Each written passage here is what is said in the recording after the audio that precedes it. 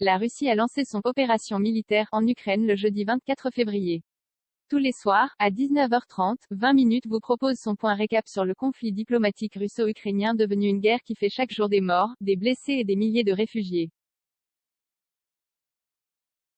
Qui a fait quoi, qui a dit quoi, et qui soutient qui et pourquoi? Vous saurez tout sur l'avancée des négociations et sur les événements de cette crise qui secoue la Russie, l'Ukraine, l'Europe ou encore les États-Unis. Ce jeudi, le bombardement russe sur une maternité ukrainienne à Mariupol a provoqué un raz-de-marée de réactions choquées de la communauté internationale.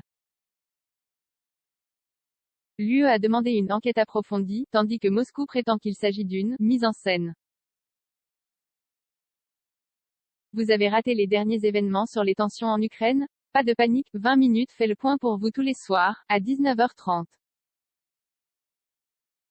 Qui a fait quoi? Qui a dit quoi? Où en sommes-nous? La réponse ci-dessous. L'info du jour. Le bombardement russe sur une maternité ukrainienne à Mariupol a provoqué un raz-de-marée de réactions choquées de la communauté internationale ce jeudi.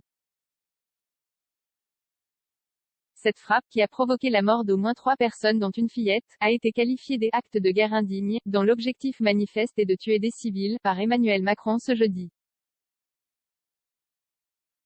Évoquant un acte inhumain, cruel et tragique, l'Union européenne a dénoncé un crime de guerre et réclamé une enquête approfondie. De son côté, après avoir affirmé qu'il s'agissait non plus d'un hôpital pour enfants mais d'une base de nationalistes ukrainiens, Moscou a assuré que le bombardement était une mise en scène. La phrase du jour. Emmanuel Macron s'est dit « pessimiste » ce jeudi sur la guerre en Ukraine. Le président de la République, qui s'est exprimé à l'issue d'une réunion de l'UE à Versailles, a estimé que « notre démocratie est menacée. Il faut être prêt à défendre ses valeurs, et à en payer le prix », a-t-il ajouté.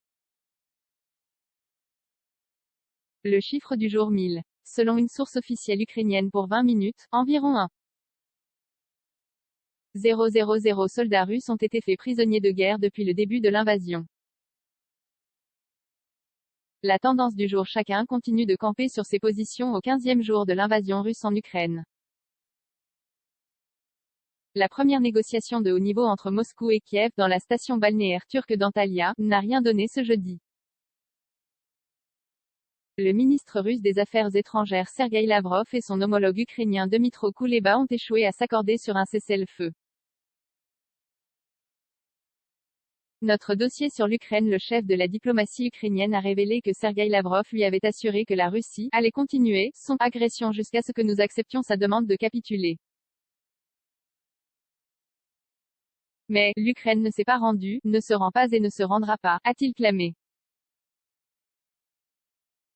Pour l'heure, l'armée russe maintient son siège des grandes villes et une campagne de bombardement. Des chars russes sont arrivés ce jeudi aux portes nord-est de Kiev poursuivant leur manœuvre d'encerclement. La bataille pour la capitale de l'Ukraine se rapproche d'heure en heure.